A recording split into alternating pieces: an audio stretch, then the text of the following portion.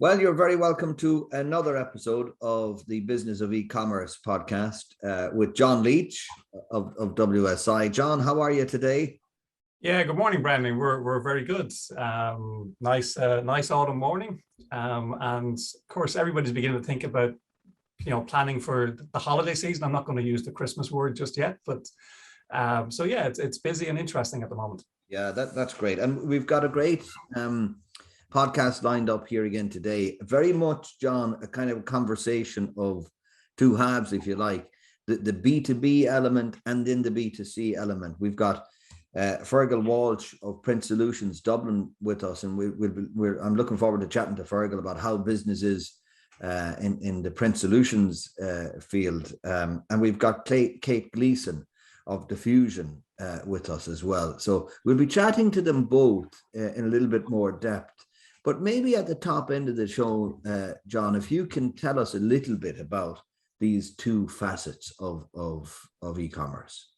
Yeah, I mean, Brendan, we were like the last couple of weeks, we've been very much focused on direct-to-consumer e-commerce operations and how they've been working and how they've changed and how they developed over the past year.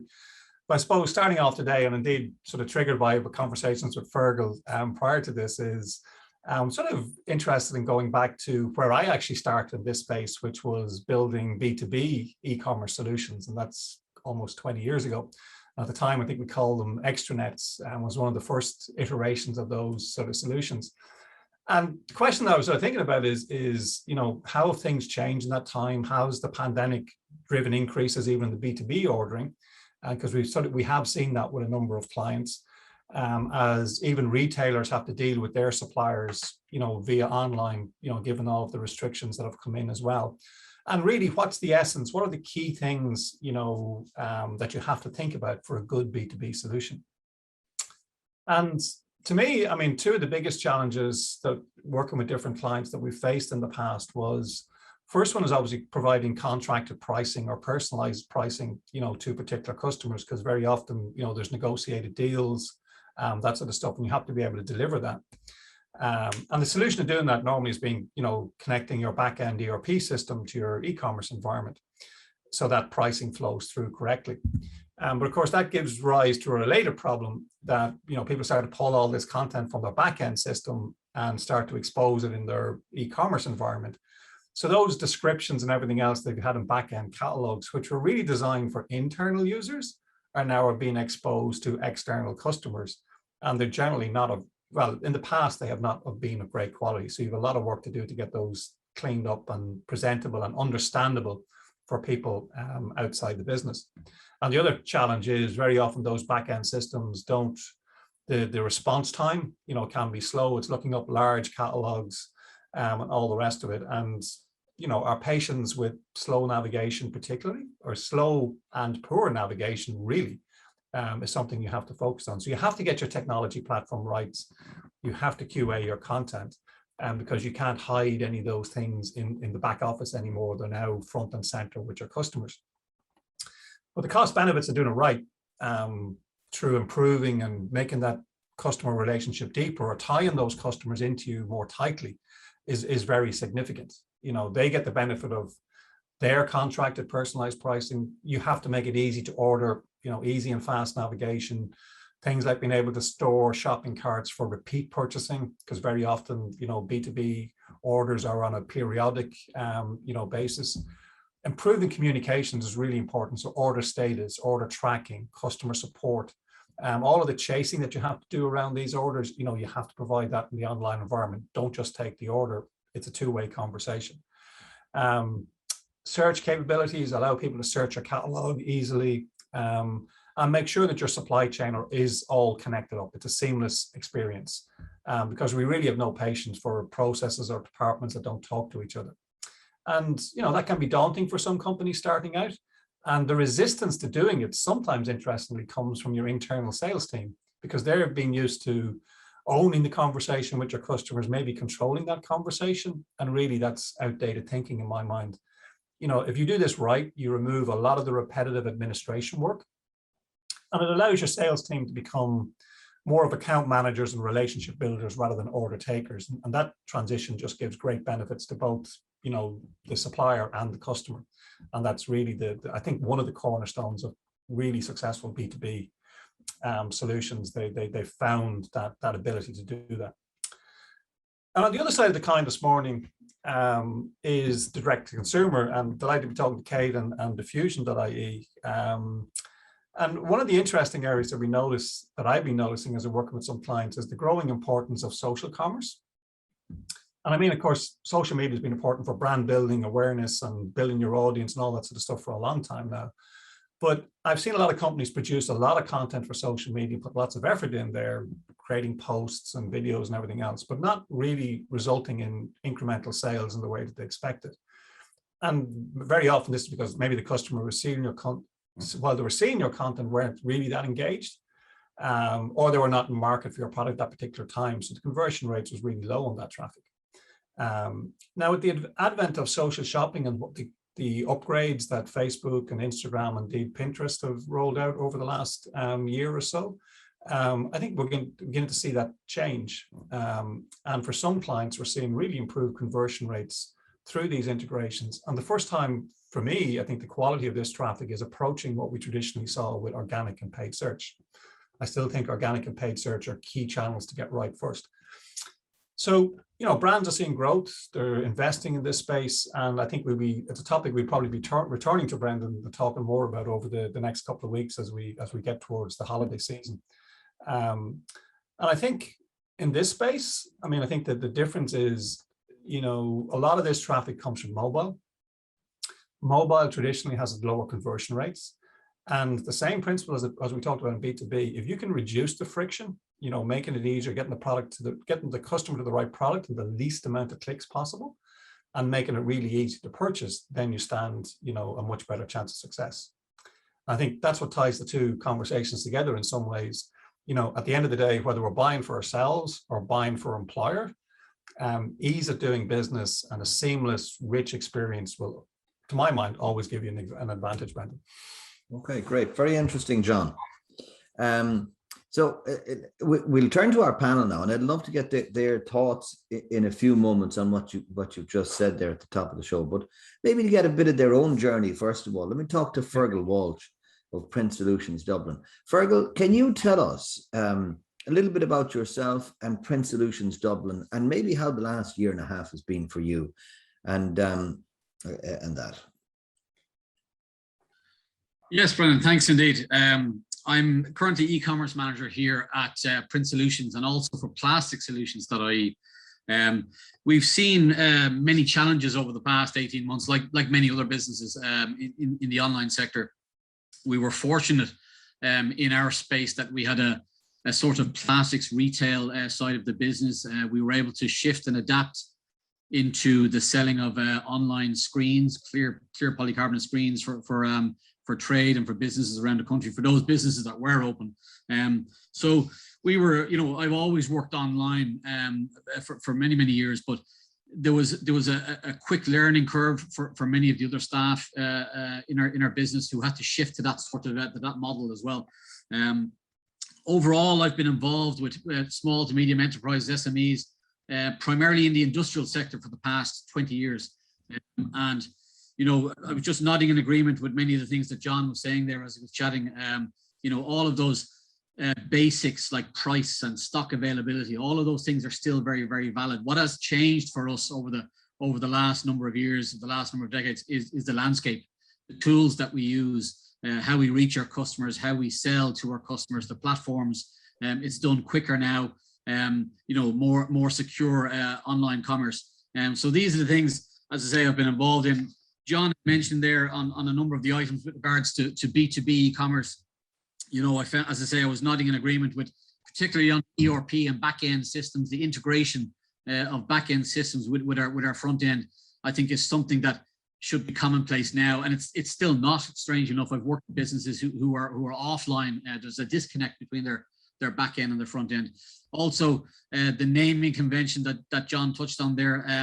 I've been involved in a large project just only recently in the last number of months, where we've been looking at our back end catalog, the name, the codes and descriptions used in our product portfolios, because very often the suppliers are very familiar with their product codes and descriptions. The internal staff are very familiar with their product codes and descriptions. But when we're moving those products to an online space, it's a different ballgame. We have to look at it from an SEO point of view, from a search point of view. You know, what makes sense to users out there. What we call something is completely different to what an end user might call it. So all of those are challenges, and I've been involved in touching on all of those, and they're still valid. You know, every B2B business has those concerns and challenges. Also, the buy-in from staff, you know, internal. John again mentioned the integration of services. That is a key element across any B2B business. That there must be buy-in from all the staff. Staff are all pushing in the same direction. The online services need to be integrated with all the departments in a business, and that includes warehouse and dispatch. It includes finance, accounting, admin, and moving to online sales and online business will change your business. We wanted obviously to increase business conversions. That means busier time in the office with order picking and dispatch, more invoices for accounts, more financial control, all of these things. So yeah, I mean, as I say, it's for us in the last 18 months. We've been fortunate, as I say, that we've been working in that plastic sector, and it's been a core growth area for us over the last number of years. The traditional print industry that we're involved in, again, is industrial. We saw a fall off in that in the past 18 months, but it's obviously rebounding now, which is great. So we're seeing figures and statistics that are showing us that the economy is certainly coming back, and we're enjoying being busy again back in the office here. That's always good to hear, Fergal. Actually, you touched on an interesting point there in terms of it's like the entire business sort of now runs at the slowest link in the chain, if you know what I mean. So if you have a bottleneck in accounting, or sometimes when you go online, people find it easy to order, so they actually place more orders, so therefore there's more invoices, etc. And I think that's something that maybe people miss, that you have to have all of your sort of departments ready to operate at the same speed, handle that volume across all the departments, and they don't necessarily always think of that when they're setting out on the project, I find. Yes, absolutely. I mean, one of the key tips I've said to B2B businesses is that you must secure your supply chain, and that supply chain involves all different departments, not just the physical warehouse or dispatch side of things. There needs to be an integration. All departments, particularly, as I say, from the finance and accounting, you're going to be working in an area of online payments. How do those payments come into your business? How are they processed? How do we look at refunds? There's an upskilling of staff required there, because very often the existing staff have been in place for many years and are used to one way or one process. So there is an upskilling required there. It's not difficult. It's just that businesses need to be aware of it and sort of plan for it. And as I say, in the work that I've been involved in businesses over the last number of years, we've done that. We've looked at each department and said, okay, what sort of impact is an online service going to have for this department? And we try to look at the various different aspects, whether it be, training of staff, upskilling of staff, a higher volume of work coming through. Is there resources? Is there an extra staff person needed? So to take a look at, all the different departments, not just, as I say, online being a sort of separate add-on. There must be an integration and plug in to all the departments in the business. Right. Thanks very much, Fergal. I want to turn to Kate Gleeson now. And Kate, will you tell us a little bit about your journey, and tell us also about Diffusion.ie? Sure. Hi everybody. So yeah, my name is Kate Gleeson, and I have been in fashion business for all of my life. I had a bricks and mortar Diffusion in Clontarf. The boutique was there for 25 years. So I had built up a very nice clientele over those years, a nice database that I had a good head start when I started Diffusion.ie online in 2012. So I started off then upskilling myself, knowing that I definitely wanted to know everything about the business going forward, to be able to control it myself, as opposed to in the boutique when I had an accountant and I had an IT person and I had somebody else. I knew going forward that I needed to know all of the elements, that ran an online business. It was like a completely different business to the shop that I had. So I upskilled myself. I started off small. I went to the trade shows. I bought for the following season. I invested, money at the time in that business, in the startup, and stock probably was my biggest overhead. So I was very, very adamant about who my customer was, and I stuck to that plan, and that's probably been one of my successes. I brought with me customers who have never shopped online. And the big challenge for me was to bring those customers by the hand, literally show them how to shop online. So I'm not talking about the ASOS customers, the, iClothing customers, the, boohoo.coms. I'm talking about the demographic that's like, say, 35 to 65-year-olds. They've never shopped online, were not interested in shopping online. So when it came to COVID and the last 18 months, they decided, okay, I'll give it a go. So they wanted to work and shop with a business they could trust. So I have invested a huge amount of my time building on that trust, making the website very simple so they could use it, making it very easy if they wanted to return. And, that was the big challenge for me, was to get them on board. Once they came on board, they're still there. They're still with me. I have a huge return customer rate, very, very high rate of return customer. Actually, one of the things earlier on you were saying there about the SEOs, and that, all of that now is really important for me, search engine optimization. So when you're with Google and you're talking about a collection, a dress, a coat, or whatever, it has to be out there reaching people out there who are searching for a dress for a wedding, so that's something that I'm working on at the moment, which is hugely important. But going back to the building of business and the online, coming from bricks and mortar and bringing those people with me, not all of those people, but you're obviously hoping to start with a good database and build on that. And where I found really important was, for me, I had 2 pop-up shops a year. So I would find a premises or collaborate with another shop like Meadows and Burn twice a year, and I would set up my pop-up shop there. Now, at the time, that was 6 years ago, 7 years ago, and people were like, what's a pop-up shop and what's this all about? And basically it was for those people who were literally looking at the online and saying, yeah, no, I like it. I like your website. It's like, I'm just not sure about the fit and the this and the that. So at the pop-up, it gave me a platform to show the customer the garment, to talk to me about, again, the trust element in there, and to show them literally how it worked online. So the pop-ups were really important. I also built a new customer base every time I had a pop-up. I grew my customer base. So that was really important. Yeah. But right now, where I'm at, and at the last 18 months, I've worked with my suppliers more on a B2B. So I'm there with them. It's hilarious because you take all the techie end of things out of it and you have WhatsApp. And for me, WhatsApp was so important for the last 12 to 18 months.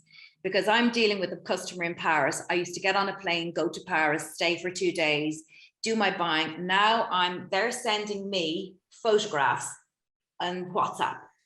I go into a particular coat, particular color, and I will ask about that in more detail. And then I will say, right, I'll take 2 in blue, 2 in red, 2 in black, in these sizes. Then they will send me the pro forma invoice. It's just so simple. It's unbelievable. Like, even for me to think about getting on the plane again and going back to how I used to shop, I have to really think about that again, because the overhead. Do they send you the invoice via WhatsApp? No, email. They email the invoice, but they did send me a WhatsApp to say, yes, it's on its way. Sending the invoice. And also, I would take a screenshot of the payment having gone through to them. Oh, yeah. And as soon as they got that payment, the DHL was organized. So it was just, All I'm saying was that a simple thing like WhatsApp became very important to my business at that time. But going back to the customer and looking after the customer, I suppose I've been named as being customer obsessed. So I've always been customer obsessed. So while the business that I'm in is a very challenging business and a competitive business, I have a little niche market. I don't need to change the world. I'm not looking to grow nationwide or to build on this business. I love what I do. It's quite profitable when the overheads are kept to a minimum. But the customer service is huge. I mean, I know it is in every business, but in my business, if somebody comes on, they email me and they say, Kate, I'm looking at these shoes. I normally take a size, blah, blah, blah. Sometimes I take, what do you think? I am totally honest. And I would say, I know those shoes I don't think they would be right for you. However, I think these shoes you might like. So I'm brutally honest. And that in turn reduces my returns. If I sold like I can, sand to the Arabs, if I was, that's all fantastic. But when it all comes back, it's an absolute pain in the ass because you're just thrown, it's just so much of waste of time, waste of post, waste of everything. And then people get fed up and they say, I'm not shopping there anymore. So if I can intervene in the sale and say, even if somebody doesn't contact me and I see what they've bought, I often contact them. Thank you for your sale. I see you've bought such and such. Do you mind me asking, what height are you, whatever? And then I go, okay, I'm going to be honest here. I don't think that's going to work for you, but we've another one in a shorter style. So all of that is very important, but it's also time consuming. And you can't really build a team of people. Be like me. There's only one of me. And that means it's time consuming, but that's what it is. And I love it. I really enjoy it. And it's obviously part of the DNA of the success in terms of the business. Because I love the idea that you're very focused on a particular niche, Kate, and you know who your customer is. Because too often, people think they don't think enough about that, and they're trying to create an experience or a website that appeals to everybody. Too many times when you ask a client, well, who is your customer, who's your audience, it's basically anybody over 18 that has money. Well, that's not a niche, it's not a market. It's you can't do anything with that, and you have to be disciplined about trying to target that in. And I think the other idea I love from that was using the pop-up store to actually go acquire new customers and to do it in a very hands-on way, because I think your retention rates then, I guess, from that are obviously really, really strong. And the last thing you talked on, the thing that I find crazy and really difficult about the clothing and fashion business is the rate of return. Yeah. I worked in consumer electronics, and we used to get very angsty when the return rate went over 3.5–4%, because there were big ticket items, and that was, you then had to restock them, you had to knock them down, you had to do lots of things with them. But clothing and fashion, like, it's 35–40% return rates in a lot of cases, and that's got to be crippling for a lot of businesses. Yeah. Well, I mean, I couldn't sustain that type of rate. I mean, I couldn't, and it would actually drain me.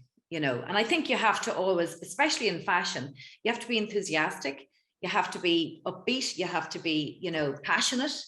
And I don't want to be involved in business that's going to just, every day you open the door and there's 10 boxes there. It's just, soul destroying. So yeah, I agree. I think returns rate, and I know with big stores in Dublin, and I'm sure everywhere, and their returns rate is so high that they question, what even pennies, Primark, that's why they're not online. Yeah.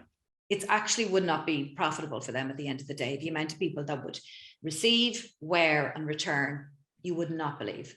Yeah. Kate, what about the issue of social media marketing? Is that a burden, or is it really difficult? It's absolutely vital. It's not even a question of being, I do a little bit here and there. It's absolutely vital. So as I said at the very start, I'm very delighted to say that I upskilled myself, that I can actually do quite a lot of the back. Now I have a fantastic IT girl who works remotely for me and does my website upskill, but I can do pretty much most of it myself. But every product that's on the website, I can tag it on Instagram and Facebook. So if I'm putting up a post of me wearing this red shirt today, I can take a picture, I can put it on Instagram, and I can tag the product. So somebody looks at Instagram, they see my post, they click on it, it brings them directly to the red shirt and they purchase it. And that happens all day long for me. It's unbelievable how that is just so important. It also is important that I'm not just tagging about clothes and, you know, buy this, sell that. You have to be so careful with your audience that they don't feel that they're always being like, God almighty, your woman never gives up selling. So I'm there talking about just got a haircut, da da da da da. So I throw a bit of that in. So it's a bit of a mix. Again, it goes back to, it's very difficult to employ a person to do your social media for you. If you're very bespoke like I am in my business and it's very tailored, they want to see me. They want to hear me. They want me to talk about, these boots are incredible. They're so comfortable. They have a built-in orthotic, blah, blah, blah, which they have. And it's as near as I will ever get to being in that shop with the customer in front of the mirror, telling them not only what they're wearing, but where they're going to wear it. So social media for me is really important. But is it fair to say then, Kate, that you are your demographic? Yes, I am, but you know, I have a lot of does that help you in terms of really focusing on Well, it does, but at the same time, I'd like to grow my audience a little bit. I have a lot of mothers and daughters who shop. I have a lot of people who buy presents, gifts, and send them to friends. So, you know, if I was to grow the business seriously, you know, Diffusion.ie bring it to another level, I definitely could. The possibility is there for that. Right now, I'm just trying to manage. It's really busy. It's been successful, thank God, for the last, say, 18 months. But to bring it to the next level, it's just you need to employ really good people to work and collaborate with the brand, you know. But yes, I am, I suppose, the brand, whether I like it or not, you know. And sometimes I laugh because, you know, I always employed like really good models from Assets. They were like size 8 and they were 20 years of age, stunners.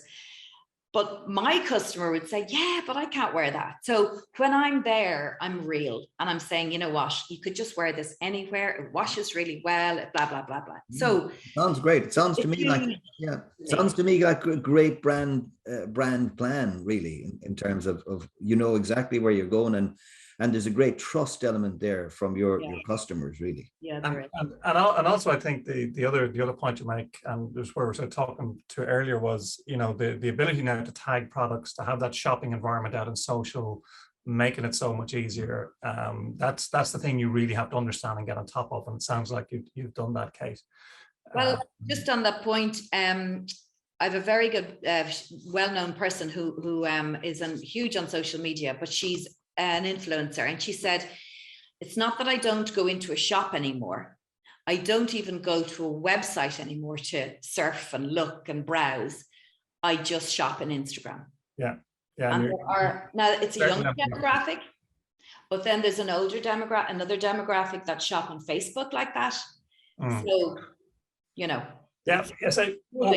Over 40. I think it's so important what Kate is saying there with regard to even on the social commerce side of things, that you know, we all have different channels running. They're not individual businesses. There has to be an integration across all of those different channels, and that in itself, you know, just leads to higher visibility and more lead generation. Also, Kate was saying there as well about, you know, very often I'm speaking to B2B business. They say to me, "Oh, Fergal, you know, it's a crowded marketplace. How can I compete online and that sort of thing?" And it is all about finding your niche, find what works for you, what's good for you. You know, there is enough business out there for businesses who have a niche to just slot into that space. But if you do have a niche, if you're not being seen out there, well, then people are obviously going to your competitors. So it's just so important to get up, get started, get online, and just start broadcasting your niche out there. Is it more difficult, Fergal, to get a niche B2B? I don't think so, Brendan. I think it's, as I say, there's so much diversity out there now. There's so much choice now for people. I often say to people as well, I'm having conversations with business people and saying, you know what, it doesn't matter what you do. And I'm surprised every day. I'm still learning myself about, I'm looking at search terms that people are using. It's amazing what people are interested in and what they are looking for. Mm-hmm. And I often say to people that the buzzword or the buzz phrase is that people will seek you out in the online environment. So as Kate was saying, they're even, concentrate on your, whether it be too red, too green, too blue. If it's something, there's lots of people who sell trainers online, but then start looking at items. Lace, trainers without laces, or trainers that have a hybrid sole, or some, things like this. Find whatever your niche is and broadcast, because as I say, people will seek you out. Same on B2B business. And they actually just talk about trainers. And the only place I can find laces is online these days, particularly as we know where ones that need blue laces or something else. Couldn't find them in the shop anywhere. Actually had to end up going online to do it. But I think it's another point, though, that we often, unfortunately, the world is a bit more complicated now. There are multiple channels, and it is an omni-channel sort of world. And you have to approach it in that way. It doesn't mean that you have to be everywhere, because that's probably impossible for everybody. But if you know your core message and you have your core content and assets, then reusing them in a couple of different channels, I think, is probably one of the successful ways of making sure that you're getting the best return for all of that work and effort. But it is a more complicated world, which means, I think, to your point, Fergal, that it's more and more important that we focus on your niche, because you're no longer the only game in town, no matter what that game is. Time was in a small rural town, if you were the only drapery store in the town, well, then you had a captive audience. There's no such thing anymore. John, is there a danger you can niche too narrow? I think it's possible, but probably unlikely. If you really make it completely narrow, Brendan, it's possible to optimize yourself out of the market. But I think it's much more common to find businesses, trying to be everything to everybody and failing because of that, than actually failing because they've been too specific or too focused on. But then the thing is, you have to learn. The other thing that you have to use your online experience for is to learn is, where is that audience? Where is that niche? We can look at what people are searching for, as Fergal mentioned, in Google, and if the term, we've often seen with clients where how they describe their product is not how people are searching for it. So suddenly you move 10 degrees to the left and you start using language and terms that people are searching for, and you find a better success. So I think we very often undervalue how much of a feedback loop the online experience can be, in terms of being able to share that information back with your retailer, say, this is what I like, this is what I'm looking for. And you have to be good at collecting that information, analyzing it, understanding it, and then changing your offering, to suit what your audience is talking about. Mm-hmm. Mm-hmm.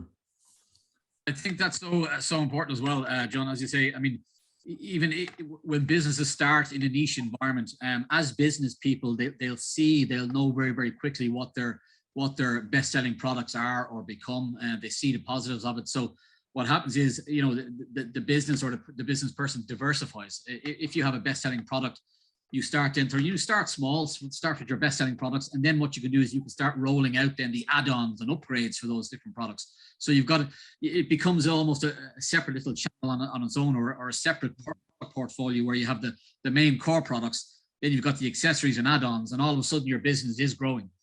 Yeah, which is a good way. And I guess that's even true, I suppose, in fashion as well, Kate, in terms of very often in some businesses there's more money to be made in the accessories. Maybe not true in fashion. I guess that's a different dynamic, but those other add-ons and pieces, it's growing the share of wallet with that customer is important, I guess. It's like I always said, my dad was a publican, and learning the business, he used to be fascinated when he came over to my boutique, because he'd say, I sell Guinness all day long. I sell kegs of whatever, I sell gin and tonics, you're in fashion. I have to make it interesting every season. I cannot just put a product out there and it will sell. I have, because my audience is, they're going to come in and judge. Do I like it? Oh, I'm not sure if I like the way it's going this season. She's gone a bit this, she's gone a bit that. So I'm always trying to read the customer. I think in any business, that's the most, it's like, what would I like this season? What am I missing from my wardrobe? And I literally, I nearly like to read their minds. I also think it's really important using the social platform to ask your customer, what would they like to see? So it's like, I would send an email out and my newsletter is really important for me. So in Shopify, my platform I use, we send an email, not too many, but maybe twice a month.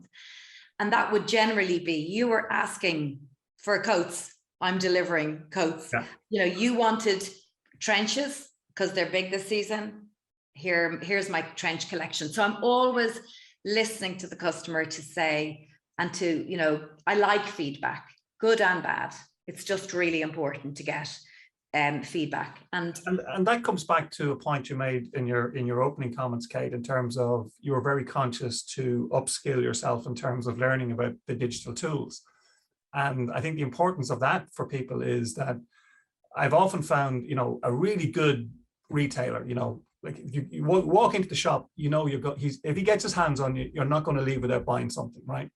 And how do you translate that experience and that ability online? Because it's the same experience, it's the same thing you're trying to replicate, but now you have to use different tools to do it. And they sort of know what they do, but they don't know how to do it online. That can be the conversation we have a lot. And I think for any retailer thinking about that is the good thing is you probably know how to do the hard thing already, like how to manage that customer, how to advise them, etc. Now you just need to learn the particular online tools that you need to do that in an online environment. Yeah, and it's every customer is different. There are no two customers that have the same needs, that have the same shape, that has the same lifestyle. So what I'm good at is reading people's, say, lifestyle. So I would know that somebody's a partner in Matheson solicitors, and I know what she likes to wear, but I also know what she likes to wear at the weekends. So when I get something in, I'll drop her an email and I'll just say, there's a link, click on the link, it'll bring you to that jacket, and I know those will fit you and whatever. The next minute, ding, there's a sale on the phone. And that to me is like, that's why I'm doing this, because I love that. That's hyper personalized, and that's really successful. Yeah, if you can do that, that's amazing. Well, it's sending them the link is the part that I'm proud about, because before I would ask somebody in the office to do that for me, and I don't know how, because now if I can send somebody a link that brings them to the product, that brings them to the cart, and also their information is stored already. They don't have to go through all that anymore, and it's secure. Yeah, but it's also your knowledge of that customer to say, I know this product will, and they trust that judgment as well. I mean, it's not just, absolutely, you're dead right. The seamless part of it is hugely important, but I think that added to your knowledge of the customer, I think that's the winning combination. And John, what's nice about that as well is that we often think about online, growing online and all that as something massive that's going to just scale you hugely, and it could be worldwide and anywhere. But what Kate is showing here is that using online cleverly can just help you to manage your business according to the customers that you know well yourself. But you give them such an added value, doesn't it? Really, it's just it's the whole philosophy of what we're talking about on the Business of E-commerce podcast, Brendan, isn't it? In terms of talking to people like Kate, like Fergal, who've been there, are doing it, because there is so much technology, algorithms, huge platforms, hype around the whole thing, that people can either get scared about it, they don't engage with it. It just saying, it's fine for Amazon, they can do X, Y, and Z, I can do nothing. And that's not correct. I mean, you're right. It's about, we don't all have to build an Amazon overnight. There are so many successful business people out there running a business that's of a scale that's profitable and manageable for them, and they're using online tools to do that, and it's opening up that opportunity for them, and that's what we love to talk about here, isn't it? Those sort of, you know, opportunities and what people are doing, because it's inspiring to others that, hey, I can actually make a success of this if I do approach it in the right way. Absolutely. Yeah, I think if I just throw in a point there as well about, and I agree totally with Kate about, you know, what we're trying to do even on the B2B side of things as well is to keep things personalized.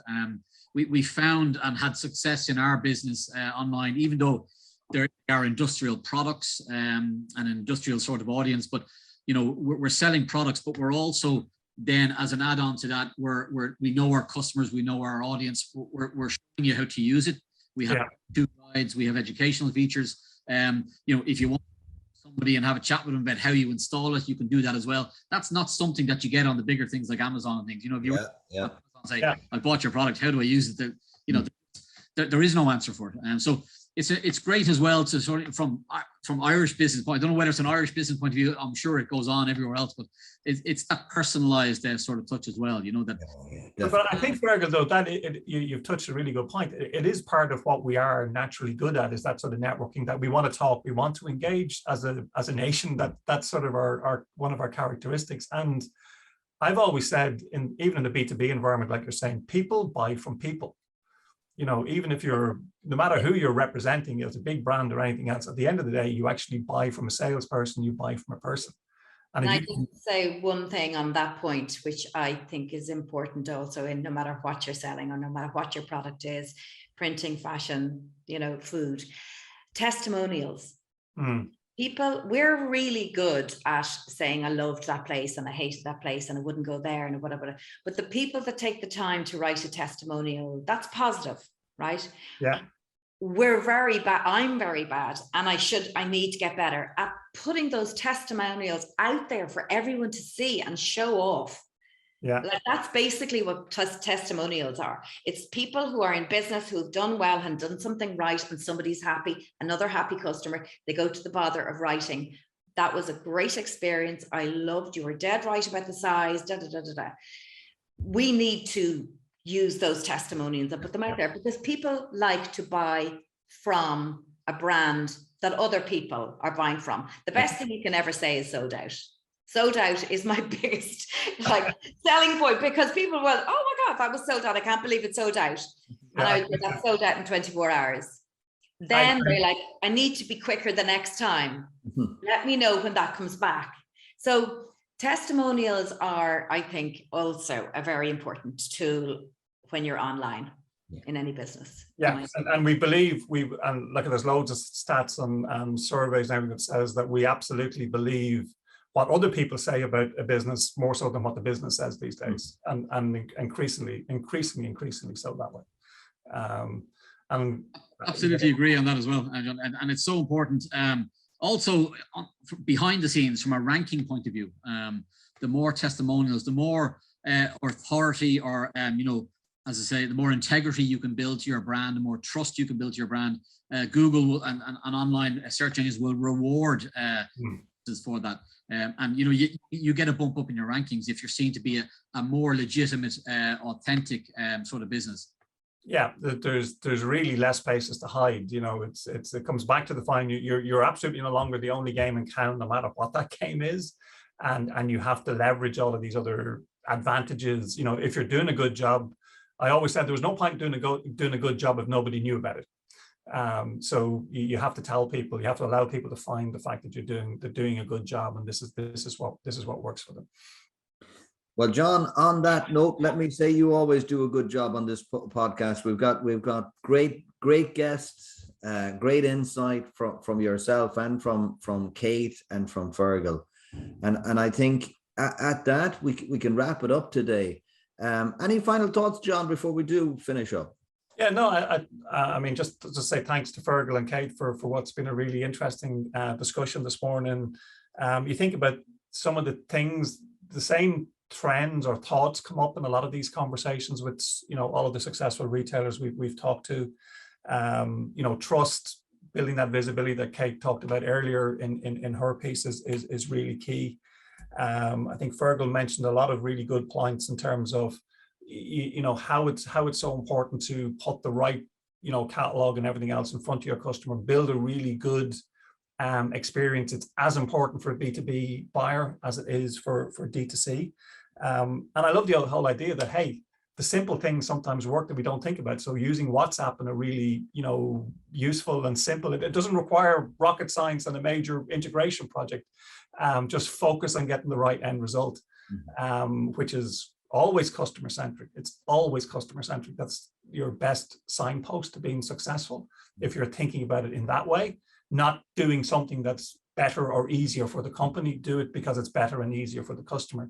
That's probably, you know, one of the guiding principles we've always talked about on the show here. So yeah, no, thanks Fergal and Kate for some really great insights this morning. Great. Kate Gleeson of Diffusion.ie, Fergal Walsh, who's with Print Solutions Dublin, and John Leach of WSI, as always. Thank you all very much, and we'll chat again.